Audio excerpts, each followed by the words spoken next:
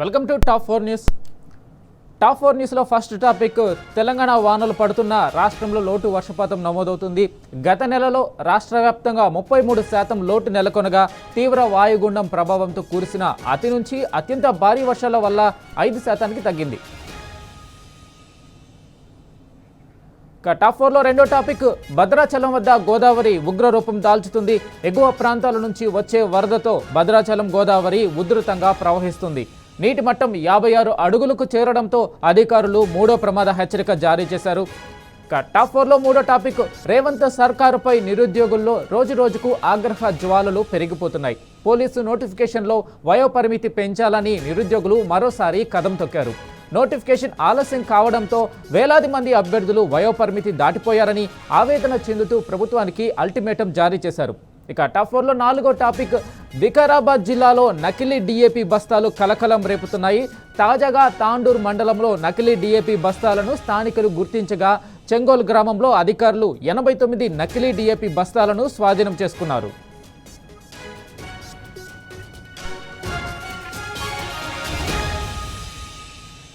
Top 4 headlines చూద్దాం. Top 1 headline, జోరు వానలు పడుతున్నా ఇంకా లోటే, 15 జిల్లాల్లో ఇంకా సాధారణ వర్షపాతమే. భద్రాచలంలో గోదావరి మహోగ్ర రూపం, మూడో ప్రమాద హెచ్చరిక జారీ, వరదలోనే లంక గ్రామాలు. టాప్ 3, రేవంత్ సర్కారుపై నిరుద్యోగుల ఆగ్రహ జ్వాలలు, 19,000 ఉద్యోగాల భర్తీపై రాష్ట్ర వ్యాప్త ఆందోళనలు.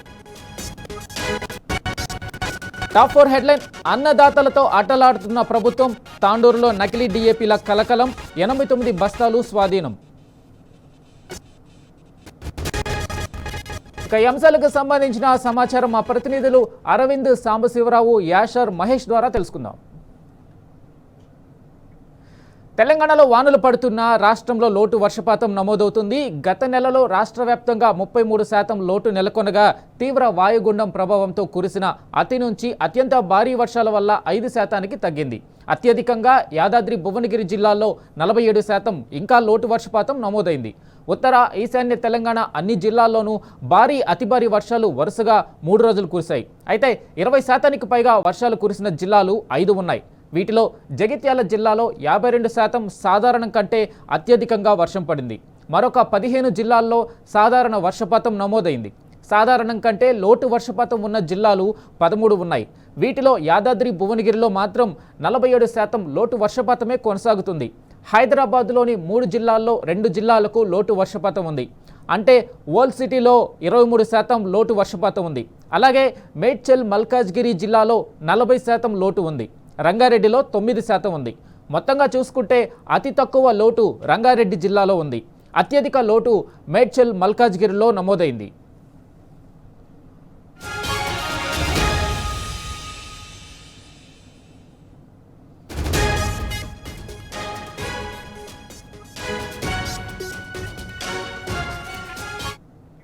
దీనిపై మరింత సమాచారం మా ప్రతినిధి అరవింద్ అందిస్తారు. అరవింద్, చెప్పండి, ఈ నెలలో కురిసిన వర్షానికి సంబంధించి లోటు వర్షపాతం ఎంతవరకు తగ్గింది, దానికి సంబంధించి అప్డేట్ ఏంటి? రైట్ వెంకట్, ఏదైతే చూసుకుంటే ఇప్పటికే తెలంగాణ రాష్ట్రంలో కూడా ఏదైతే నైరుతి ఋతుపవనాలు మందగించడం కానీ, అటు నైరుతి ఋతుపవనాలు ప్రాపర్ గా తెలంగాణ వైపు కూడా ప్రయాణించకపోవడం బట్టి దీని వల్ల కూడా తెలంగాణ రాష్ట్రంలో కూడా మాన్సూన్ పీరియడ్ లో కూడా అనుకున్నంత వర్షాలు కూడా ఆశించినంత వర్షాలు కూడా పడలేదంటూ కూడా వాతావరణ అధికారులు తెలియజేశారు. కొన్ని ప్రాంతాల్లో ఎక్సెస్ ఉంటే మరికొన్ని ప్రాంతాల్లో కూడా లోటు వర్షం కూడా కొనసాగుతుంది. అటు మాక్సిమం గా ఎక్కువ శాతంగా అటు దాదాపుగా అటు ఆదిలాబాద్ కానివ్వండి, అటు ఆసిఫాబాద్, కొమరం జిల్లా, మంచిర్యాల జిల్లా, జగిత్యాల జిల్లాలో కూడా ఎక్సెస్ రెయిన్ కొనసాగుతుంది. అంటే ఆడ వర్షపాతం సాధారణ కంటే సగటుగా ఎక్కువ పడ్డదంటూ కూడా అధికారులు తెలియజేశారు. అటు ములుగు ప్రాంతం కానీ, ఇటు కామారెడ్డి ప్రాంతంలో కానీ సాధారణ కంటే కూడా ఎక్కువ వర్షపాతం కూడా నమోదైందంటూ కూడా అధికారులు స్పష్టంగా తెలియజేశారు.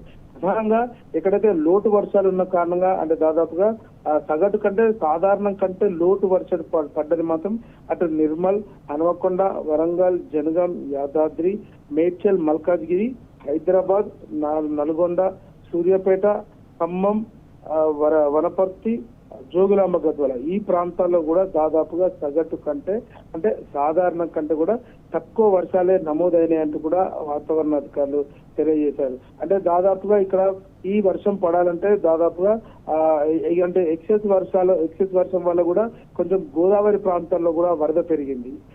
మరో విధంగా చూసుకుంటే అటు మహారాష్ట్ర నుండి వచ్చే గోదావరి నుండి కూడా కొంచెం వరద పెరగడంతో కొంచెం వరద పెరిగింది. దానివల్ల కూడా పూర్తిగా రెయిన్ ఎక్సెస్ లో ఉందంటే కూడా అది కూడా కాదు. ఇప్పటి వరకు కూడా తెలంగాణ రాష్ట్రంలో కూడా లోటు వర్షపాతం కూడా అక్కడక్కడ కొన్ని ప్రాంతాల్లో కూడా లోటు వర్షపాతం కూడా నమోదవుతుంది. మరో విధంగా చూసుకుంటే మాత్రం అటు ఆదిలాబాద్ గాని, నిజామాబాద్, రాజన్న సిరిసిల్ల, పెద్దపల్లి, జయశంకర్ భూపాలపల్లి, కరీంనగర్, సిద్దిపేట ఈ ప్రాంతాల్లో మాత్రం అక్కడికి అంటే దాదాపుగా ఈ ప్రాంతాల్లో మాత్రం నార్మల్ రెయిన్ఫాల్ ఉంది. అంటే దాదాపుగా ఈక్వల్ గా రెయిన్ఫాల్ అంటే ఒక సగటున వర్షపాతం ఒక మంత్ లో ఎంత పడాలో అంత మాత్రమే ఆ ఏరియాలలో కానీ ఆ జిల్లాల్లో కానీ స్టేబుల్ గా ఉంది, అంటే సమానంగా ఉందంటూ కూడా తెలియజేశారు. మరి ఇంకో విధంగా చూసుకుంటే ఇటు నాగర్ కర్నూల్, మహబూబ్ నగర్, నారాయణపేట్, వికారాబాద్, ఇటు రంగారెడ్డి, సంగారెడ్డి, మెదక్ జిల్లా ఈ జిల్లాలో కూడా దాదాపుగా నార్మల్ రెయిన్ఫాల్ ఉంది. అంటే అటు ఒకవైపు డెఫిషియన్సీ తగ్గడం లేదు,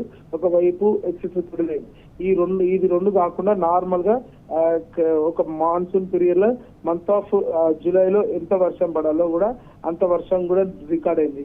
దాదాపుగా మరో విధంగా చూసుకుంటే హైయెస్ట్ వర్షం చూసుకుంటే మాత్రం ములుగు, మంచిర్యాల్, కొమరంభీం, జగిత్యాల, అటు హైదరాబాద్ ఈ ప్రాంతాల్లో మాత్రం ఇప్పటికే ఎక్సెస్ వర్షం కూడా ఉంది. అటు హైదరాబాద్ లో మాత్రం 5% ఎక్సెస్ ఉంది, జగిత్యాలలో 50% ఉంది, దాదాపు కొమరంభీంలో 21% ఉంది, మంచిర్యాలలో దాదాపుగా 21% కూడా మంచిర్యాలలో కొనసాగుతుంది.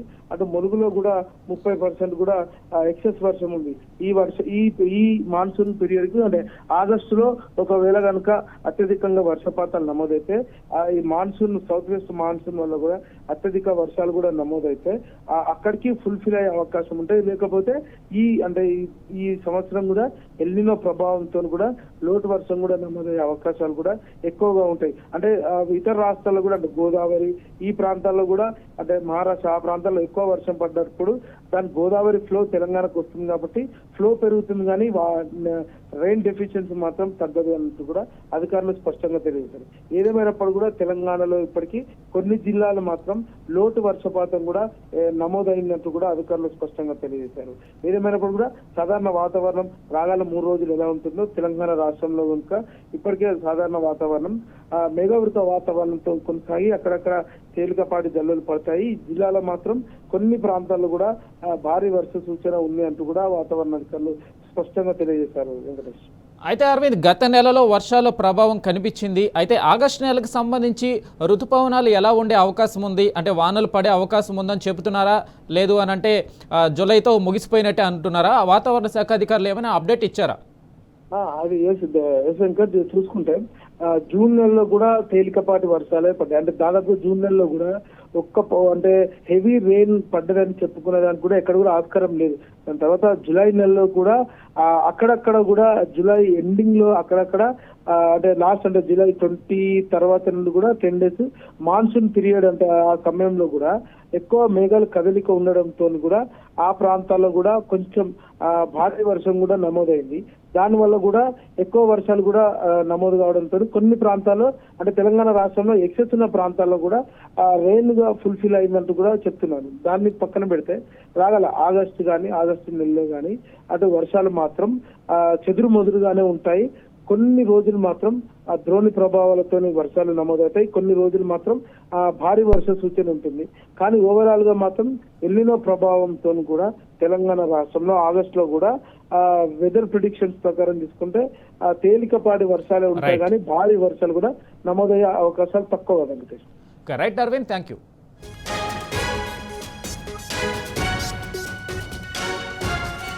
టాప్ 4లో రెండో టాపిక్ భద్రాచలం వద్ద గోదావరి ఉగ్రరూపం దాల్చుతుంది. ఎగువ ప్రాంతాల నుంచి వచ్చే వరదతో భద్రాచలం గోదావరి ఉధృతంగా ప్రవహిస్తుంది. నీటి మట్టం 55.90 అడుగులకు చేరడంతో అధికారులు 3వ ప్రమాద హెచ్చరిక జారీ చేశారు. మరోవైపు వరద ఉధృతికి పలు రహదారుల్లో వరద నీరు చేరడంతో చాలా మండలాలకు రాకపోకలు నిలిచిపోయాయి. భద్రాచలం నుంచి దుమ్ముగూడెం మండలానికి వెళ్లే ప్రధాన రహదారి తూరుబాక ప్రధాన రహదారిపైకి వరద నీరు చేరడంతో దుమ్ముగూడెం, చెర్లవాజేడు, వెంకటాపురం మండలాలకు రాకపోకలు నిలిచిపోయాయి. ముప్పు మండలాలకు వెళ్లే ప్రధాన రహదారి మారుమారు గ్రామం వద్ద రహదారిపైకి నీరు చేరడంతో విఆర్పురం, కోనవరం, చింతూరు మండలాలకు రాకపోకలు నిలిచిపోయాయి. ఇక బూర్గంపాడు మండలంలోని సారపాక, రెడ్డిపాలెం గ్రామాల మధ్య వరద నీరు రోడ్డుపైకి చేరడంతో రాకపోకలు నిలిపేశారు.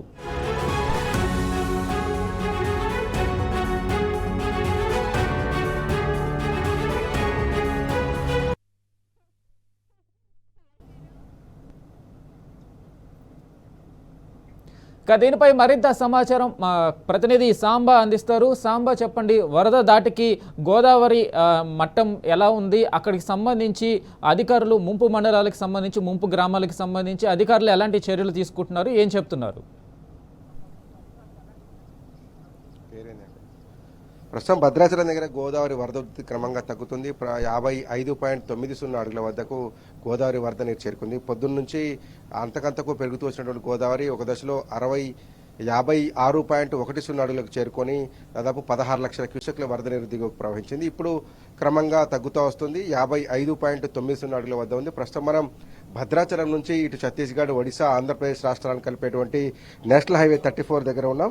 నేషనల్ హైవే 34 మొత్తం కూడా జలదిగ్బంధంలోకి వెళ్లిపోవడంతో ఇటువైపు రావాల్సినటువంటి అన్ని వాహనాలు ఎక్కడికక్కడ నిలిచిపోయినటువంటి నేపథ్యం ఉంది. ఈ కరకట్ట అసంపూర్తిగా ఉండటంతో భద్రాచలంలోకి వచ్చేటువంటి వరద నీరు కూడా కాస్త ఇబ్బంది పడుతున్నటువంటి నేపథ్యం ఉంది.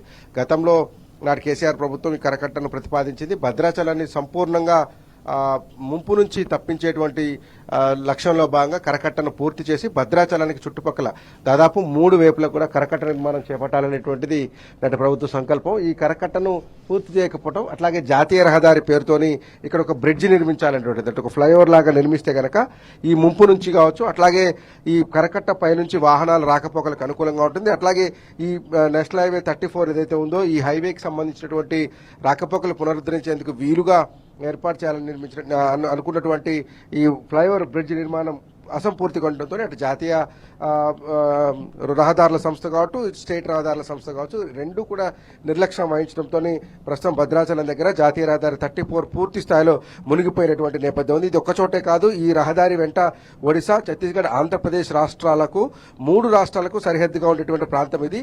ఇక్కడ నుంచి మొదలు పెడితే 4 చోట్ల నీళ్లు వచ్చాయి రహదారి మీద. నెల్లిపాక, గుండాల, దాంతోపాటు రాయనపేట, చౌడారం, ఈ 4 చోట్ల కూడా నీళ్లు వచ్చాయి. ప్రస్తుతం మనం భద్రాచలం చివరి ప్రాంతంలో ఉన్నాం. భద్రాచలం నుంచి గుండాల మీదుగా, రాయనపేట మీదుగా ఛత్తీస్గఢ్, అటుపోతే చట్టి, ఇటుపోతే ఆంధ్రప్రదేశ్, ఒడిశా రాష్ట్రాలకు వెళ్ళేటువంటి ఒక జంక్షన్ లాంటి రహదారి పైన జాతీయ రహదారి 34. మొత్తంగా ఈ రోడ్డు మొత్తం కూడా బ్లాక్ అయిపోయి గడిచిన 2 రోజులుగా ఇక్కడ నుంచి రాకపోకలను పూర్తిగా నిలిపేశారు. భద్రాచలం పట్టణంలోకి నీళ్లు రాకుండా ఉండేందుకు ఈ నేషనల్ హైవేని మట్టితో పూర్తి చేసి ప్రస్తుతానికైతే భద్రాచలం ఊర్లోకి వరద రాకుండా ఆపగలిగారు. దాంతోపాటే ఇంకొక ప్రాంతాన్ని చూస్తే బీజాపూర్ మీదుగా వెళ్లేటువంటి రహదారి దుమ్ముగూడెం, చెర్ల, వాజేడు, వెంకటాపురం మీదుగా వెళ్లేటువంటి రహదారి మీద కూడా దాదాపు 8-9 చోట్ల నీళ్లు వచ్చాయి. అట్లాగే వాజేడు, వెంకటాపురం మధ్యలో వెంకటాపురం అనేటువంటి విలేజ్ దగ్గర బ్రిడ్జ్ పూర్తి స్థాయిలో నీట మునిగిపోవడంతో ఛత్తీస్గఢ్, బీజాపూర్ రాకపోకలు కూడా పూర్తిగా నిలిచిపోయినటువంటి నేపథ్యం ఉన్నది. కిలోమీటర్ల కొద్ది రహదారుల వెంట వాహనాలు ఎక్కడెక్కడే నిలిచిపోయినాయి. ఇప్పుడే తగ్గుముఖం పట్టినప్పటికీ కూడా ఈ వరద వెనక్కిపోవడానికి ఇంకా సమయం పడుతుంది. ఎందుకంటే రోడ్ల మీదకి వచ్చిన వరద వెనక్కిపోవాలంటే ప్రధానమైనటువంటి గోదావరిలో వరద తగ్గాల్సి ఉంటుంది. గోదావరిలో వరద తగ్గితేనే ఈ రోడ్ల మీదకి, లేదంటే ఆయా గ్రామాల్లోకి, కాలనీలోకి, పట్టణాల్లోకి వచ్చినటువంటి వాటర్ వెనక్కిపోతుంది. కాబట్టి ఇంకా రిసీడింగ్ పవర్ స్పీడ్ గా జరగడం లేదు. కాబట్టి ఎక్కడికెక్కడికి నీళ్లు రోడ్ల మీద నిలిచిపోయినటువంటి నేపథ్యం ఉన్నది. దాంతోనే ప్రజలు చాలా ఇబ్బందులు పడుతున్నారు. రాకపోకలు నిలిచిపోయినాయి. ముఖ్యంగా సరుకు రవాణాతో పాటు ఇతర నిత్యావసర వస్తువులను అంతర్రాష్ట్రాలకు తరలించేటువంటి వాహనాలు ఎక్కడిక్కడ నిలిచిపోయినటువంటి పరిస్థితి కనిపిస్తున్నాయి. ఇక గ్రామాల్లో కూడా చాలా చోట్ల వరద నీరు రావడంతో ప్రజలను పునరావాస కేంద్రాలకు తరలించారు. చర్ల, దుమ్ముగూడెం మండలాల్లో 2 పునరావాస కేంద్రాలను ఏర్పాటు చేసి ఆయా ప్రాంతాల్లో ఉన్నటువంటి గ్రామీణ ప్రజలను పునరావాస కేంద్రాలు తరలించి ప్రస్తుతం వారికి భోజన సదుపాయాలను ఏర్పాటు చేసినట్లుగా అధికారులు చెప్తున్నారు. పొద్దుటి నుంచి కూడా కలెక్టర్, జిల్లా ఎస్పీ ఇక్కడ పరిశీలించి ముంపు ప్రాంతాల్లో పర్యటిస్తున్నారు. దాంతోపాటు రోడ్డు బ్లాకేజీని కూడా అధ్యయనం చేసి అక్కడిక్కడ పోలీసు బ్యారికేడింగ్ పెట్టి రాకపోకలను పూర్తి స్థాయిలో నియంత్రిస్తున్నప్పటికీ కూడా ఎక్కడ ఇబ్బంది అయితే జరగలేదు. కానీ రాకపోకలు పూర్తి స్థాయిలో స్తంభించిపోయినాయని చెప్పుకోవాలి. దాంతోపాటు భద్రాచలం పట్టణానికి ఆనుకున్నటువంటి ఈ గోదావరి కూడా భద్రాచలం పట్టణంలోకి వస్తుందని కొంత మొదట్లో ఇబ్బంది ఉన్నప్పటికీ కూడా ఈ ప్రతిపాదిత నూతన కరకట్ట అయితే గోదావరి నీటిని భద్రాచలంలోకి రాకుండా గతంలో సుభాష్ కాలనీ కానీ, ఏఎంసీ కాలనీ కానీ, రెవెన్యూ కాలనీ కానీ, అయ్యప్ప కాలనీ కానీ ఇమ్మీడియట్ గా 44-45 అడుగులకి మునిగిపోయేటువంటి పరిస్థితులు ఉండేవి. వాటిని ప్రజెంట్ అయితే తప్పించుకోగలిగారని చెప్పొచ్చు. ఈ కరకట్ట వల్ల ముంపు కొంత తగ్గిందని చెప్పాలి. కానీ భద్రాచలాన్ని మాత్రం చుట్టూ జలమయం అయిపోయింది. అన్ని వైపుల నుంచి నీరు చుట్టుముట్టడంతో భద్రాచలం పట్టణాలకు రాకపోకలు ఎక్కడిక్కడ నిలిచిపోయినటువంటి పరిస్థితులు కనిపిస్తున్నాయి. ఇక ఎగువ ప్రాంతాల నుంచి కురుతున్నటువంటి వర్షం కావచ్చు, వరద నీరు కావచ్చు, అట్లాగే గోదావరికి అనుబంధంగా ఉన్నటువంటి ఇంద్రావతి, శబరి, దాంతోపాటు తాలిపేరు లాంటి ప్రాజెక్టులు లాంటి నదుల నుంచి వస్తున్నటువంటి ఇన్ఫ్లోస్ కూడా తగ్గుముఖం పట్టడంతో భద్రాచలం దగ్గర ప్రస్తుతం నెమ్మదిగా గోదావరి తగ్గుముఖం పట్టింది.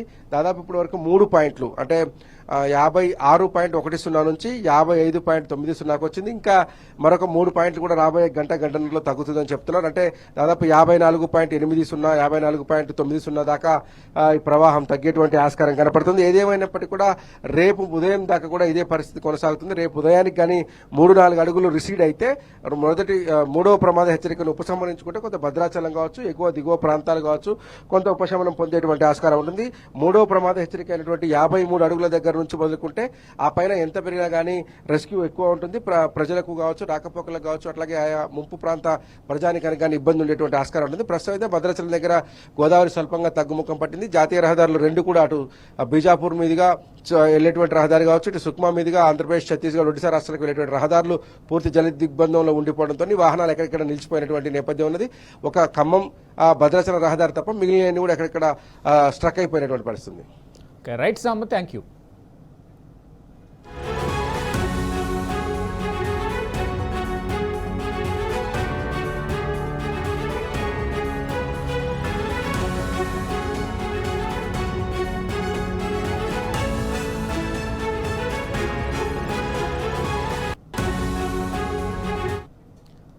కటాఫోర్లో మూడో టాపిక్, రేవంత్ సర్కారుపై నిరుద్యోగుల్లో రోజురోజుకు ఆగ్రహ జ్వాలలు పెరిగిపోతున్నాయి. పోలీసు నోటిఫికేషన్లో వయోపరిమితి పెంచాలని నిరుద్యోగులు మరోసారి కదం తొక్కారు. నోటిఫికేషన్ ఆలస్యం కావడంతో వేలాది మంది అభ్యర్థులు వయోపరిమితి దాటిపోయారని ఆవేదన చెందుతూ ప్రభుత్వానికి అల్టిమేటం జారీ చేశారు. కానిస్టేబుళ్లకు 36, ఎస్ఐలకు 38 ఏళ్ల వయోపరిమితి ఉండేలా చూడాలని నిరుద్యోగులు డిమాండ్ చేస్తున్నారు. వయోపరిమితి పెంచాలంటూ ఇప్పటికే రాష్ట్ర వ్యాప్తంగా నిరుద్యోగులు ఆందోళన దిగుతున్నా రేవంత్ సర్కారుకు కనీసం చీమ కుట్టైనట్టే లేదు. వయోపరిమితి పెంచకపోతే ఆందోళనలు ఉధృతం చేస్తామని హెచ్చరిస్తున్న నిరుద్యోగులు కేవలం 7,000 పోస్టులతోనే నోటిఫికేషన్ ఇచ్చి ప్రభుత్వం చేతులు దులుపుకోవాలని చూస్తుందని మండిపడుతున్నారు. ఏజ్ రిలాక్సేషన్స్తో కూడిన 19,000 పోలీస్ ఖాళీలను వెంటనే భర్తీ చేయకుంటే తమ తడాకా చూపిస్తామని హెచ్చరిస్తున్నారు.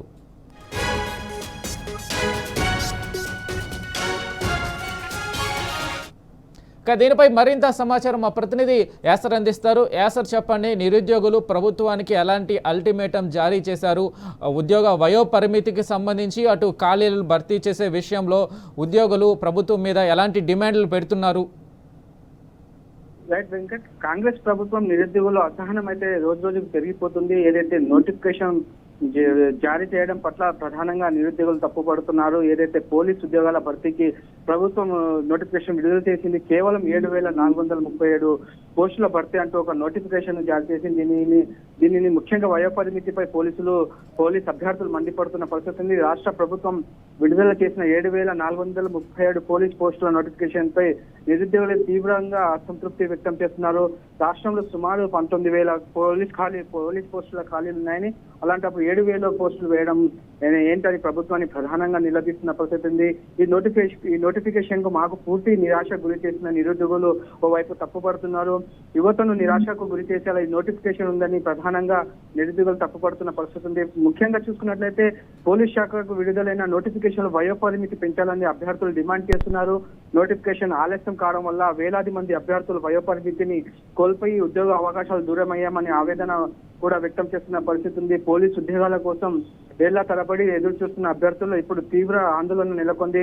పోలీస్ నోటిఫికేషన్ సకాలంలో విడుదల కాకపోవడంతో తమ వయస్సు పెరిగిపోయిందని, అర్హత ఉన్నప్పటికీ ఉద్యోగ దరఖాస్తులు చేసుకునే అవకాశం కోల్పోతున్నామని ప్రధానంగా నిరుద్యోగులు అయితే ఆగ్రహం వ్యక్తం చేస్తున్నారు. ఏదైతే ప్రభుత్వం విడుదల చేసిన పోలీస్ నోటిఫికేషన్ లో వయోపరిమితి సడలింపు ఇవ్వాలని అభ్యర్థులు ఇప్పటికే పలుసార్లు ఆందోళనలు నిరసనలు వ్యక్తం చేస్తున్నారు. అయినా ప్రభుత్వం మాత్రం ఏమాత్రం స్పష్టమైన వైఖరిని తెలపడం లేదు. ఏదైతే నోటిఫికేషన్ ఆలస్యం కావడం వల్ల తాము పూర్తిగా నష్టపోయామని నిరుద్యోగులు చెప్తున్నారు. ప్రధానంగా ఏజ్ రిలాక్సేషన్ తో కూడిన పోలీస్ నోటిఫికేషన్ ఇవ్వాలని ప్రధానంగా కోరుతున్నారు. ముఖ్యంగా కానిస్టేబుల్ పోస్టులకు గరిష్ట వయోపరిమితి 36 సంవత్సరాలు, మరోవైపు ఎస్ఐ పోస్టులకు 38 సంవత్సరాలు పెంచాలని నిరుద్యోగులు ఇప్పటికే డిమాండ్ చేస్తున్నారు. వయో పరిమితి పెంపు లేకపోతే అనేక మంది అభ్యర్థులు తమ కలలైన పోలీస్ ఉద్యోగానికి దూరమయ్యే పరిస్థితి ఏర్పడుతుందని ప్రధానంగా అయితే ఆవేదన వ్యక్తం చేస్తున్నారు. ముఖ్యంగా పోలీస్ శాఖలో భారీగా ఖాళీలు ఉన్నాయి, కానీ ప్రభుత్వం మాత్రం 7,000 వేసి చేతులు దులుపుకుంటుందని ప్రధానంగా అయితే నిరుద్యోగులు ఆగ్రహం వ్యక్తం చేస్తుంది. మేము గత 2-3 ఏళ్లుగా మేము పోలీస్ ఉద్యోగాలకు సంబంధించి మేము ప్రిపరేషన్ అవుతున్నాం, కానీ ప్రభుత్వం మాత్రం 7,000 పోస్టులు వేసింది. 7,000 పోస్టులు ఏ మాటికి సరిపోవని ప్రధానంగా అయితే నిరుద్యోగులు ఆగ్రహం వ్యక్తం చేస్తున్నారు. మరోవైపు ఏజ్ రిలాక్సేషన్ అదేవిధంగా 46 జీవో రద్దు చేయాలని ప్రధానంగా గత 2-3 నెలలుగా మేము ఆందోళనలు వ్యక్తం చేస్తున్నాము. కానీ ఈ కాంగ్రెస్ ప్రభుత్వం ఏజ్ రిలాక్సేషన్ ఇవ్వకుండానే నోటిఫికేషన్ జారీ చేయడం పట్ల ప్రధానంగా నిరుద్యోగులు ఆగ్రహం వ్యక్తం చేస్తున్నారు. కాంగ్రెస్ ప్రభుత్వంపై పోరాటానికి కదం తొక్కుతున్న పరిస్థితి ఉంది. కాంగ్రెస్ ప్రభుత్వాన్ని మేము ఒకటే వేడుకుంటున్నాము. ఎన్నికలకు ముందు హామీ ఇచ్చారు, ఏదైతే 2 లక్షల ఉద్యోగాలు అన్నారు, మరి ఆ 2 లక్షల ఉద్యోగాలు కేవలం 7,000 కానిస్టేబుల్ పోస్టులు వేయడం ఎంతవరకు సమంజసమని ప్రధానంగా నిరుద్యోగులు ఆగ్రహం వ్యక్తం చేస్తున్నారు. మేము హాస్టల్లో గత 2-3 ఏళ్ళు హాస్టల్ ఉండి మేము పోలీసు ఉద్యోగానికి ప్రిపేర్ అవుతున్నాం, కానీ పోలీస్ శాఖకు సంబంధించి 7,000 వేయడం ఎంతవరకు సమంజసం. దాంతో పాటు ఏజ్ రిలాక్సేషన్ మేము 3 ఏళ్లుగా మేము ఒక నోటిఫికేషన్ రాలేదు, పోలీస్ ఉద్యోగాలకు సంబంధించి మాకు ఏజ్ రిలాక్సేషన్ కూడా కల్పించాలని ప్రధానంగా నిరుద్యోగులు అయితే డిమాండ్ చేస్తున్నారు. మేము ప్రభుత్వానికి శాంతియుతంగా నిరసనలు తెలుపుతున్నాము, మంత్రులను కలుస్తున్నాము, ఎమ్మెల్యేలను కలుస్తున్నాము, కానీ ఈ ప్రభుత్వం మాత్రం నిరుద్యోగులను పట్టించుకోవడం లేదంటూ ఆగ్రహం వ్యక్తం చేస్తున్నారు. కాంగ్రెస్ ప్రభుత్వం మేము నిరుద్యోగులతో చెలగాటం ఆడుతుంది. ఖచ్చితంగా మేము ప్రభుత్వానికి ఒకటే వేడుకుంటున్నాము, మాకు ఏజ్ రిలాక్సేషన్ తో కూడిన నోటిఫికేషన్ వెంటనే వేయాలి. 7,000 కాదు 19,000కు సంబంధించి నోటిఫికేషన్ మళ్ళీ రీనోటిఫికేషన్ వేయాలని ప్రధానంగా డిమాండ్ చేస్తున్నారు. మరోవైపు మేము శాంతియుతంగా ధర్నాలు నిరసనలు తెలుపుతుంటే కాంగ్రెస్ ప్రభుత్వం మాత్రం మాకు అక్రమంగా అరెస్టులు చేస్తుంది, పోలీస్ కేసులు పెడుతుందని ప్రధానంగా అయితే నిరుద్యోగులు మండిపడుతున్న పరిస్థితి ఉంది. ఈ కాంగ్రెస్ ప్రభుత్వం మేము ఒక్కటే వేడుకుంటున్నాం, మీరు ఎన్ని అక్రమ అరెస్టులు పెట్టినా మా పోరాటం కొనసాగుతుంది. ఖచ్చితంగా పోలీస్ శాఖకు సంబంధించి 19,000 పోస్టులు ఏజ్ రిలాక్సేషన్ తో కూడిన 19,000 పోస్టుల భర్తీకి నోటిఫికేషన్ వేయాలి. మా పోరాటం పోస్టులు పెంచే వరకు మా పోరాటం కొనసాగుతూనే ఉంటే, ఎన్ని అక్రమ కేసులు పెట్టినా ఎన్ని అక్రమ అరెస్టులు చేసినా మా పోరాటం కొనసాగుతూనే ఉంటుందని ప్రధానంగా కాంగ్రెస్ ప్రభుత్వానికి హెచ్చరిస్తున్న పరిస్థితి ఉంది. అయితే సార్ నిరుద్యోగులు ఎంత డిమాండ్ చేసినా అటు నోటిఫికేషన్ విషయంలో మార్పుల విషయంలో కావచ్చు, వయోపరిమితి మార్పుల విషయంలో కావచ్చు, ప్రభుత్వం ఎలాంటి స్పందన లేదు ప్రస్తుతానికి. సో దీనికి తర్వాత కార్యాచరణ ఎలా ఉండబోయే అవకాశం ఉంది నిరుద్యోగుల దగ్గర నుంచి? ప్రభుత్వానికి నిరుద్యోగులు ప్రభుత్వానికి తెలిసేలా శాంతియుతంగా నిరసనలు చేస్తున్నారు, ఆందోళనలు చేస్తున్నారు. గత 3 నెలలుగా అటు దిల్సుఖ్నగర్ కావచ్చు, ఇటు అశోక్ నగర్ కావచ్చు, అటు రాష్ట్ర వ్యాప్తంగా నిరుద్యోగులు నిరసనలు తెలుపుతున్నారు. మాకు ఖచ్చితంగా ఏజ్ రిలాక్సేషన్ తో కూడిన నోటిఫికేషన్ కావాలని ఎన్నిసార్లు వేడుకున్నా కానీ ప్రభుత్వం మాత్రం కనికరించడం లేదు. మేము మంత్రులను కలుస్తున్నాము, ఎమ్మెల్యేలను కలుస్తున్నాం, కానీ ప్రభుత్వం మాత్రం మా మీద ఏ జాలి చూపెట్టడం లేదు. మేము ఎన్నిసార్లు కలిసినా ఫలితం ఉండలేకపోతుంది. ఖచ్చితంగా ఈ కాంగ్రెస్ పార్టీ నిరుద్యోగులను నయవంచనకు గురి చేస్తుందని ప్రధానంగా అయితే నిరుద్యోగులు తప్పుపడుతున్నారు. మేము అడుగుతుంది మా ఉద్యోగాలు ఏజ్ రిలాక్సేషన్ తో, గత ప్రభుత్వం బీఆర్ఎస్ ప్రభుత్వంలో ఏజ్ రిలాక్సేషన్ తో కూడిన నోటిఫికేషన్ వేసింది, కానీ ఈ కాంగ్రెస్ ప్రభుత్వం ఏజ్ కుదించి నోటిఫికేషన్ వేయడం ఏంటని ప్రధానంగా డిమాండ్ చేస్తున్నారు. 3 ఏళ్ళ నుంచి ఒక నోటిఫికేషన్ లేక 3 ఏళ్లలో మేము చాలా మంది ఏజ్ కి సంబంధించి ఏజ్ రిలాక్సేషన్ ఇవ్వాలని మేము కోరుతున్నాం. ఏజ్ కి సంబంధించి మాకు అర్హత కోల్పోతున్నాము, కాబట్టి మాకు ఏజ్ రిలాక్సేషన్ ఏదైతే పోలీస్ ఉద్యోగాలకు సంబంధించి కానిస్టేబుల్ కి సంబంధించి 36, అదేవిధంగా ఎస్ఐ సంబంధించి 38 సంవత్సరాలకు ఏజ్ వయోపరిమితి సడలించాలని ప్రధానంగా నిరుద్యోగులు ప్రభుత్వాన్ని ఎన్నిసార్లు కోరిన ప్రభుత్వం మాత్రం ఏ మాత్రం పట్టించుకోవడం లేదు. ప్రభుత్వాన్ని ఏదైనా తెలపాలంటే, నిరసనలు చేయాలంటే అక్రమ అరెస్టులు చేస్తున్నారు, కేసులు పెడుతున్నారు, భయభ్రాంతులకు గురి చేస్తున్నారు. అటు దిల్సుఖ్నగర్లో కావచ్చు, ఇటు చిక్కడపల్లి ప్రాంతాల్లో పెద్ద ఎత్తున పోలీసులు మోహరించి భయభ్రాంతులకు గురి చేస్తున్న పరిస్థితి ఉంది. ఏదేమైనా ప్రజాపాలనని పోలీస్ పాలన చేస్తున్న కాంగ్రెస్ ప్రభుత్వాన్ని మేము మా గుణపాఠం చెబుతాం. ఎందుకంటే ఎన్నికలకు ముందు మా ఈ నిరుద్యోగులు చేసిన ప్రచారంతో కాంగ్రెస్ ప్రభుత్వం అధికారంలోకి వచ్చింది.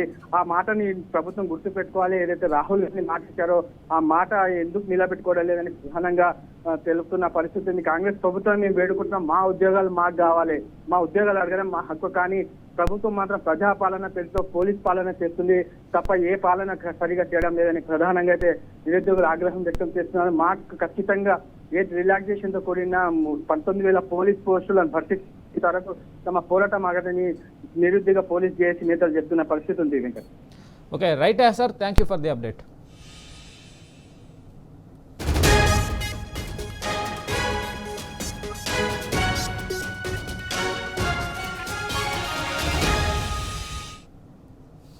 టాప్ 4లో 4వ టాపిక్, వికారాబాద్ జిల్లాలో నకిలీ డీఏపీ బస్తాలు కలకలం రేపుతున్నాయి. తాజాగా తాండూరు మండలంలో నకిలీ డీఏపీ బస్తాలను స్థానికులు గుర్తించగా చెంగోల్ గ్రామంలో అధికారులు 89 నకిలీ డీఏపీ బస్తాలను స్వాధీనం చేసుకున్నారు. 200 బస్తాల డీఏపీ బస్తాలను విక్రయించగా రైతులు ఇప్పటికే 111 బస్తాలను వరి, పత్తి పంటలకు వాడినట్లు నిర్ధారించారు.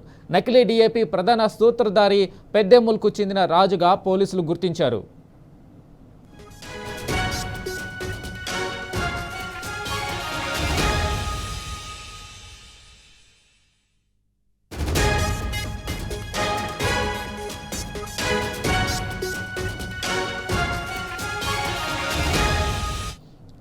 దీనిపై మరింత సమాచారం మా ప్రతినిధి మహేష్ అందిస్తారు. మహేష్, చెప్పండి, ఈ నకిలీ డిఏపి బస్తాలు ఎక్కడి నుంచి వస్తున్నాయి, ఎందుకు వీటిని అరికట్టడంలో అటు అధికారులు ఇటు పోలీసులు విఫలమవుతున్నారు? అప్డేట్ ఏంటి?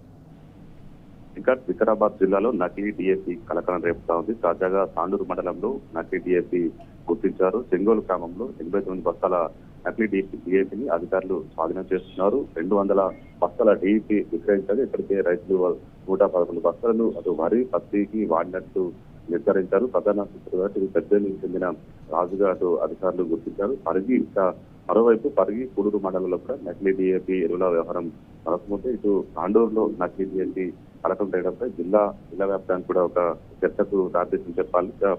కూడూరు మండలం మంచలపల్లితో పాటు పరిగి మండలంలోని చిగురాలపల్లి, బసిరెడ్డిపల్లి, లక్ష్మపూర్ గ్రామాల్లో వందలాది మంది అమాయక రైతులు ఈ నకిలీ ఎరువుల బారిన పడి తీవ్రంగా మోసపోయారు. మార్కెట్ లో డిఏపీకి ఉన్న డిమాండ్ ను ఆసరాగా చేసుకొని డీలర్లతో పని లేకుండా నేరుగా కంపెనీ నుంచే 1,700కు తీసుకొచ్చి ఇటు 1,700 తీసుకొస్తామంటూ ఎంఆర్పి 1,350 ఉంటే ఇటు అధికంగా 1,800కు పైగా అమ్ముతున్నారని కూడా రైతులు భావించారు. మోసపోయామని కూడా రైతులు గ్రహించారు. వందలాది సంచులు కొనుగోలు చేయగా తీరగా పొలంలో చల్లే సమయంలో ఆ ఎరువులు నకిలీ వారిని తేలడమే కాకుండా వాటిని పట్టుకున్న రైతుల చేతులకు బొబ్బలు కూడా రావడంతో ఈ కారణాలు కూడా వెలుగుతున్న పరిస్థితి కనిపిస్తా ఉంది. నకిలీ డిఏపి దందాలో పలువురు డీలర్లు భాగస్వామ్యం అయ్యారనే ఆరోపణలు కూడా ప్రధానంగా వినిపిస్తున్నాయి. అందుకు ఆధారంగా అటు డీలర్ దగ్గర కొన్న డిఏపిలో నకిలీ బయటపడడంతో గుర్తించినప్పుడు కాకుండా రైతులకు డబ్బులు ఇచ్చినట్టు కూడా సమాచారం అంతా ఉంది. అసలు డిఏపి ఎరువుల బస్తాల చాటున నకిలీ సరఫరా చేస్తున్న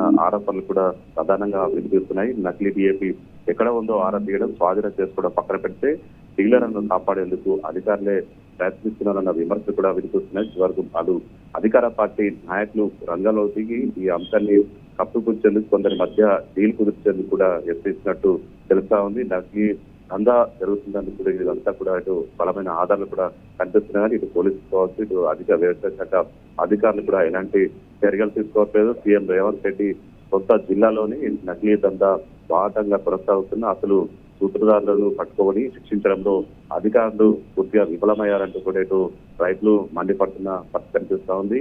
డీలర్ దగ్గర కొన్న డిఏపిలో నకిలీది ఉన్నట్టు తేడాగా గుర్తించప్పుడు కాకుండా ఈ వ్యవహారాన్ని కూడా చక్కదిస్తున్నట్టు కూడా సమాచారం అంతా ఉంది. నకిలీ డిఏపి విక్రయించాలనే ప్రచారంతో వ్యవసాయ శాఖ కావచ్చు, విజిలెన్స్ అధికారులు తనిఖీలు చేసి రైతుల వద్ద ఉన్న డిఏపి బస్తాలను సీజ్ చేశారు తప్ప అసలు ఈ డిఏపి బస్తాలు ఎక్కడి నుంచి వచ్చాయి, ఎవరు తీసుకొచ్చారనే దానిపై పూర్తి లాగడంలో అధికారులు కావచ్చు, వ్యవసాయ శాఖ అధికారులు, ఇటు పోలీసులు పూర్తిగా వైఫల్యం చెందాలని కూడా చెప్పాలి.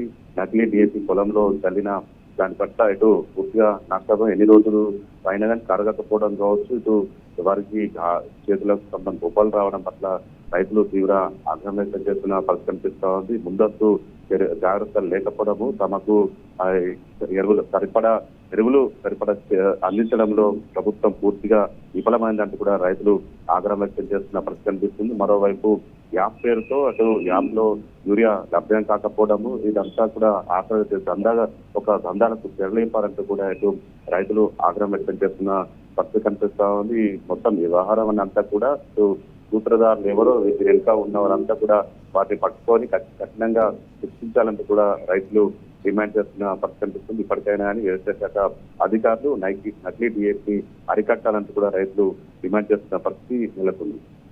అయితే మహేష్, నకిలీ డిఏపి బస్తాల్ని ఎలా గుర్తించాలి అని కావచ్చు, అది దానికి సంబంధించి ఎలాంటి షాపుల్లో కొనుగోలు చేయాలి, జాగ్రత్తలు తీసుకోవాలి, దీనికి సంబంధించిన అధికారులు వారికి సమాచారం ఇస్తున్నారా రైతులకి? ఇప్పటి వరకు అయితే అసలు నకిలీ డిఏపి వ్యవహారంలో వ్యవసాయ శాఖ అధికారులు పూర్తిగా విఫలమయ్యారని చెప్పాలి. ఇటు రైతుల కనీసం అవగాహన కూడా కల్పించడం లేదు. అసలు నకిలీ సంచులకు సంబంధించి యూరియా సంచులకు సంబంధించి ఒరిజినల్ పోలినట్లే అలాంటి సంచుల్లోనే ఇటు యూరియాను సప్లై చేస్తున్న పరిస్థితి కనిపిస్తా ఉంది. దీని వెనుక పెద్ద ఒక అటు దందా దాగి ఉన్నది కూడా, పెద్ద మాఫియా కూడా దాగి ఉందని కూడా ఇటు రైతులు వాదిస్తున్న పరిస్థితి కనిపిస్తా ఉంది. అసలు యూరియా బస్తాకు నకిలీ యూరియా బస్తాకు అటు ఒకే పోలిక ఉండేటట్టు కూడా వారు తయారు చేసి ఇదంతా కూడా సప్లై చేస్తున్నారు. అయితే దీన్ని అటు తీసుకొని పొలంలో చల్లేటప్పుడు మాత్రమే రైతులు గుర్తించిన పరిస్థితి కనిపిస్తా ఉంది. అయితే దీని పట్ల అటు వ్యవసాయ శాఖ అధికారులు రైతులకు అవగాహన కల్పించడంలో పూర్తిగా విఫలమయ్యారని చెప్పాలి. ఎక్కడికక్కడ అటు చెక్ పోస్టులు ఏర్పాటు చేయడం కావచ్చు, బిజినెస్ తనిఖీలు కావచ్చు, ఇలాంటి చేయడంలో పూర్తిగా విఫలం అవడం వల్లనే ఇటు పెద్ద ఎత్తున కూడా ఈ నకిలీ డిఏపి సరఫరా అవుతుందని కూడా రైతులు అభిప్రాయపడుతున్న పరిస్థితి కనిపిస్తుంది. ఖచ్చితంగా ఎక్కడికక్కడ చెక్ పోస్టులు ఏర్పాటు చేయడం కావచ్చు, ఇది ఎప్పటికప్పుడు యూరియా షాపుల కోసం తనిఖీలు నిర్వహించడం వల్లనే ఇలాంటి నకిలీ డిఏపి అరికట్టవచ్చని కూడా డిమాండ్ చేస్తున్న పరిస్థితే రైతులు డిమాండ్ చేస్తున్న పరిస్థితి నెలకొంది. అయితే మహేష్, ఇప్పటి వరకు ఈ నకిలీ డిఏపి బస్తాలని పంపిణీ చేస్తున్న వారిని ఎవరైనా ప్రధానంగా వెనకాల ఉన్నారని ఎవరినైనా గుర్తించారా? వారిపైన ఏమైనా చర్యలు తీసుకునే ప్రయత్నం చేశారా? ఇప్పటి వరకు అసలు నకిలీ డిఏపి వ్యవహారానికి సంబంధించి పోలీసులు కావచ్చు, వ్యవసాయ శాఖ అధికారులకు సంబంధించి కూడా ఎవరిని గుర్తించిన కానీ పెద్ద ఎత్తున వారిపై అధికార పార్టీకి సంబంధించి ఒత్తిడి వస్తుందని కూడా తెలుస్తుంది. గుర్తించినప్పుడు కాకుండా ఎక్కడికక్కడ అటు విషయం బయటకి తప్పకుండా వ్యవసాయ శాఖ అధికారులు దీన్ని పట్టుకొస్తున్నట్టు కూడా రైతులు పాపోతున్న పరిస్థితి కనిపిస్తా ఉంది. దందాను ఖచ్చితంగా అరికట్టాలంటూ కూడా రైతులు డిమాండ్ చేస్తున్నారు. కానీ ఈ దందాను అరికట్టడంలో వ్యవసాయ శాఖ అధికారులు పూర్తిగా విఫలమయ్యారని చెప్తుంది. వందల కొద్ది బస్తాలు నకిలీ డిఏపి బస్తాలు ఇటు విచ్చలవిడిగా అమ్ముతున్నా కానీ వాటిని పట్టుకోవడంలో కావచ్చు, వాటిని కట్టడి చేయడంలో పూర్తిగా వ్యవసాయ శాఖ అధికారులు విఫలమయ్యారంటూ కూడా రైతులు ఆవేదన వ్యక్తం చేస్తున్నారు. ఖచ్చితంగా నిందితులను పట్టుకోవాలి, ఇది జిల్లాలో నకిలీ డిఏపి కావచ్చు యూరియా రాకుండా కట్టడి చేయాలంటూ కూడా రైతులు ప్రభుత్వాన్ని డిమాండ్ చేస్తున్న పరిస్థితి నెలకొంది. Right Mahesh, thank you.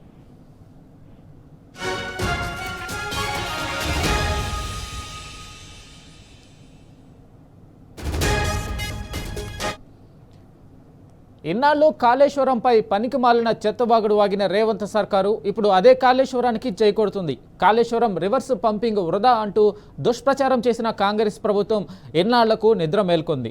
ఎట్టకేలకు రివర్స్ పంపింగ్ అవసరాన్ని గుర్తించింది. ఎస్ఆర్ఎస్పి వరద కాలువలోని రాంపూర్ పంప్ హౌస్ మోటార్లను ఆన్ చేసింది. అక్కడి నుంచి ప్రస్తుతం నీటిని ఎత్తిపోసే ప్రక్రియ కొనసాగుతుంది. ఇప్పుడు నిరంతరాయంగా నీటిని ఎత్తిపోస్తున్నారు. శ్రీరామ్ సాగర్లో వరద లేకపోవడంతో కాళేశ్వరం ప్రాజెక్టు పంపు హౌసుల ద్వారా గోదావరి జలాలను ఎస్ఆర్ఎస్పి వరద కాలువకు ఎదురెక్కిస్తున్నారు. కాళేశ్వరం రివర్స్ పంపింగ్ ద్వారా సుమారు 2 లక్షల ఎకరాల ఆయకట్టుకు సాగునీరు అందుతుంది.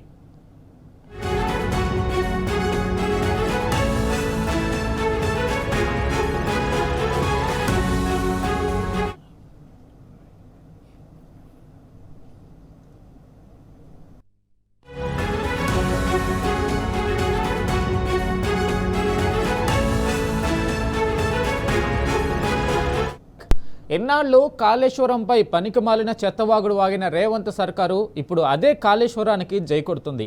కాళేశ్వరం రివర్స్ పంపింగ్ వృధా అంటూ దుష్ప్రచారం చేసిన కాంగ్రెస్ ప్రభుత్వం ఎన్నాళ్లకు నిద్ర మేల్కొంది. ఎట్టకేలకు రివర్స్ పంపింగ్ అవసరాన్ని గుర్తించింది. ఎస్ఆర్ఎస్పి వరద కాలువలోని రాంపూర్ పంప్ హౌస్ మోటార్లను ఆన్ చేసింది. అక్కడి నుంచి ప్రస్తుతం నీటిని ఎత్తిపోసే ప్రక్రియ కొనసాగుతుంది. ఇప్పుడు నిరంతరాయంగా నీటిని ఎత్తిపోస్తున్నారు.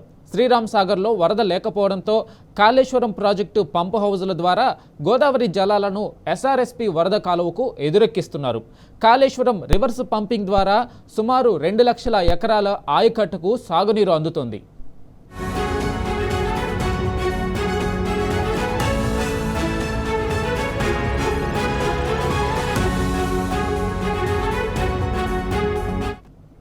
ఇక దీనిపై పూర్తి అప్డేట్ మా ప్రతినిధి వేణు అందిస్తారు. వేణు, చెప్పండి, ఎట్టకేలకు కాంగ్రెస్ ప్రభుత్వం కాళేశ్వరం ద్వారా నీటిని ఎత్తిపోసే ప్రక్రియ మొదలుపెట్టింది. దీనికి సంబంధించి అప్డేట్ ఏంటి?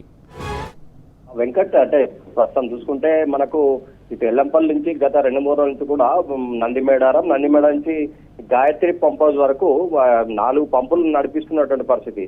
ఇంకోవైపు ఏంటంటే పెద్ద ఎత్తున వర్షం రావడం ఒక ఎత్తైతే, మరోవైపు ఎల్లంపల్లిలో కూడా నీరు పెద్ద ఎత్తున ఉన్న నేపథ్యంలో ఈ రాంపూర్ పంప్ హౌస్ నుంచి కూడా నీరు విడుదల చేస్తున్నటువంటి పరిస్థితి. అంటే ముఖ్యంగా కేసీఆర్ భవిష్యత్తును దృష్టిలో ఉంచుకొని ఆనాడు ముఖ్యంగా చూసుకుంటే ఇటు ఓన్లీ మిడ్మానేరు, ఎల్ఎండి, మరి ఎల్ఎండి నుంచి ఇటు అన్నపూర్ణే కాదు మల్లన్న సాగర్ వరకు కూడా నింపడం ఒక ఎత్తు అయితే, ముఖ్యంగా ఇటు ఎస్ఆర్ఎస్పి కూడా సరిగా నీళ్లు రావట్లేదు. మహారాష్ట్రలో సంబంధించి అక్కడ పెద్ద ఎత్తున డ్యాంల నిర్మించినటువంటి పరిస్థితి, మరియు మహారాష్ట్రలో కురిసిన వర్షాలు కూడా సరిగా రావట్లేదు. వచ్చినా కూడా ఎస్ఆర్ఎస్పి ప్రశ్నార్థకంగా మారినటువంటి నేపథ్యం. ఈ నేపథ్యంలోనే ఎట్టి పరిస్థితుల్లో ఎస్ఆర్ఎస్పిని కూడా మనం కాళేశ్వరం ద్వారా నీళ్లు నింపొచ్చు అనే ఒక ఉద్దేశంతో ఎస్ఆర్ఎస్పి పునర్జీవన పథకం, ఇది ఎక్కడ కూడా అసలు రాష్ట్రం కాదు, దేశం కాదు, ప్రపంచంలో కూడా ఇలాంటి ఎక్కడ కూడా మనకు కనిపించదు. ఎందుకంటే ఎస్ఆర్ఎస్పి పునర్జీవన పథకం అంటే రివర్స్ పంపింగ్. అంటే మనము ఇక్కడ రాంపూరు మరియు రాంపూర్తో పాటుగా చూసుకుంటే ఇటు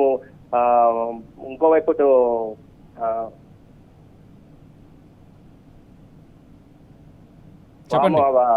రాజేశ్వరపేట పంప్ హౌస్ అండ్ ముక్కాల్, అంటే ఈ 3 పంప్ హౌస్ ఉంటాయి వెంకట్. ఈ 3 పంప్ హౌస్ ఉంటాయి, రాంపూర్, రాజేశ్వరపేట, ముక్కాల్, ఈ 3 పంప్ హౌస్.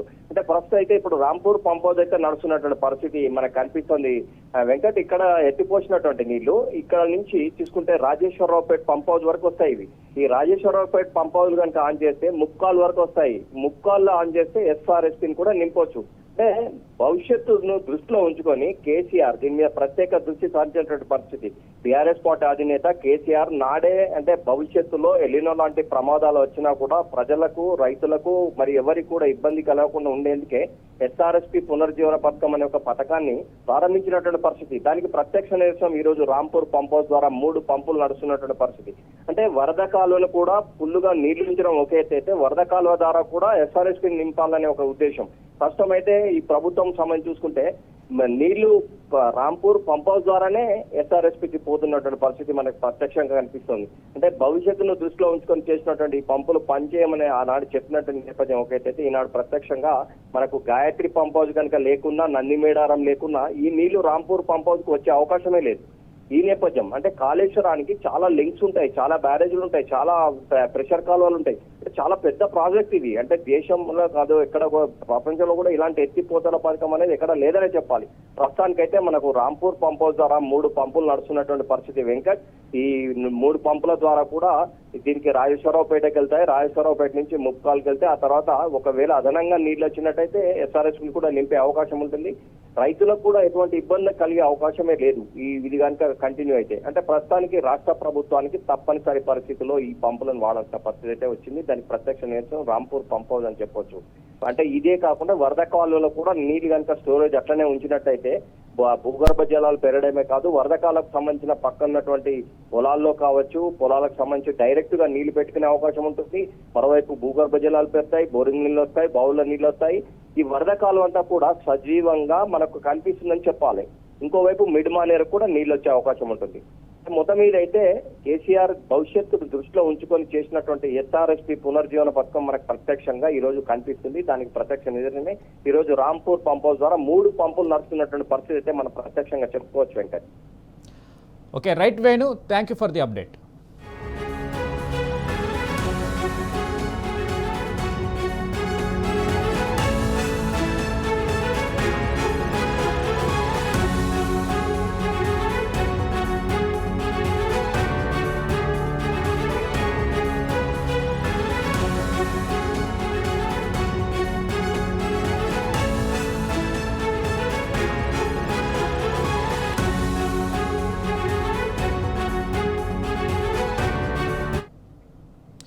గ్రామ పంచాయతీల మెడపై విద్యుత్ బిల్లుల కత్తి వేలాడుతుంది. బకాయిలు చెల్లించాలంటూ పంచాయతీలకు విద్యుత్ శాఖ నోటీసులు జారీ చేస్తుండగా మరోవైపు నిధుల కొరతతో సర్పంచులు తీవ్ర ఇబ్బందులు ఎదుర్కొంటున్నారు. ప్రభుత్వం ఎస్ఎఫ్సి నిధులను విడుదల చేయకుండా కరెంటు బిల్లులు చెల్లించాలని ఒత్తిడి తేవడంపై సర్పంచులు మండిపడుతున్నారు.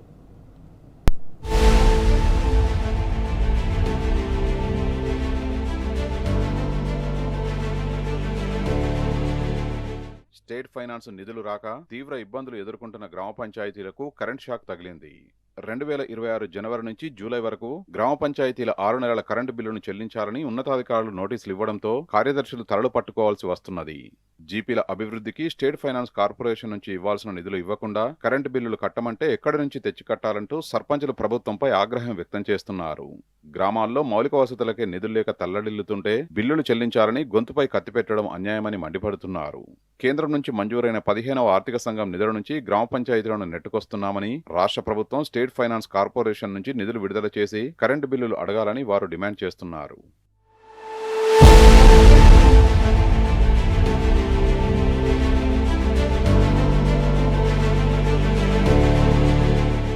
కేంద్రం విడుదల చేసిన 15వ ఆర్థిక సంఘం నిధులతో సర్పంచులు గ్రామ పంచాయతీలను నెట్టుకొస్తున్నారు.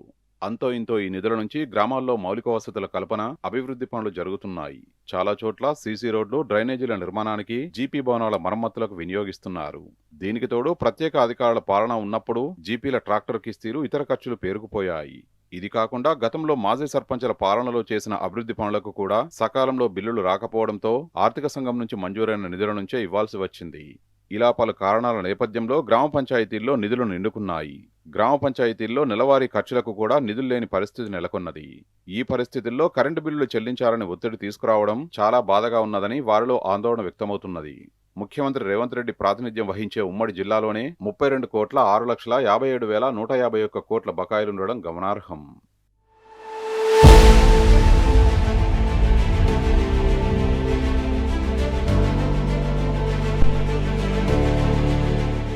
గ్రామ పంచాయతీ అభివృద్ధి ప్రణాళిక రూపొందించే సమయంలో గ్రామ సభలో విద్యుత్ బిల్లులు చెల్లించేందుకు మొదటి ప్రాధాన్యం ఇవ్వాలని ప్రభుత్వం మార్గదర్శకాలు జారీ చేసి చేతులు దులుపుకున్నది. గ్రామాల్లో మౌలిక వసతుల కల్పనకు 15వ ఆర్థిక సంఘం నిధులు వాడుకుంటున్న నేపథ్యంలో కరెంటు బిల్లులకు డబ్బులు చెల్లించేందుకు ఎస్ఎఫ్పి నిధులు వాడుకునే వెసులుబాటు ఉంటుంది. ఎస్ఎఫ్పి నిధులు రాష్ట్ర ప్రభుత్వం గ్రామ పంచాయతీలకు విడుదల చేయకుండా కరెంటు బిల్లులు చెల్లించాలని ఒత్తిడి తేవడంతో అర్థమేమున్నదని సర్పంచులు ఆవేదన వ్యక్తం చేస్తున్నారు. కొన్ని చిన్న జీపీల్లో పనిచేసే ఒకరిద్దరు సిబ్బందికి కూడా జీతాలు ఇవ్వలేని పరిస్థితి ఉంటుందని, అటువంటి గ్రామ పంచాయతీల్లో లక్షల కరెంటు బిల్లు ఎలా చెల్లిస్తారని వారు ప్రశ్నిస్తున్నారు. ఎస్ఎఫ్పి నిధులు ఇచ్చి కరెంటు బిల్లులు కట్టమంటే కడతామని, లేని పక్షంలో కరెంటు బిల్లులు కట్టలేమని సర్పంచులు తేల్చి చెబుతున్నారు.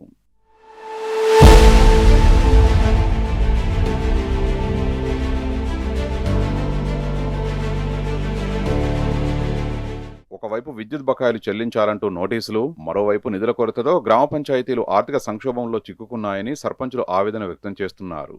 వెంటనే స్టేట్ ఫైనాన్స్ కార్పొరేషన్ నిధులు విడుదల చేసి విద్యుత్ బకాయిల చెల్లింపునకు ప్రత్యేక నిధులు కేటాయించాలని ప్రభుత్వాన్ని డిమాండ్ చేస్తున్నారు.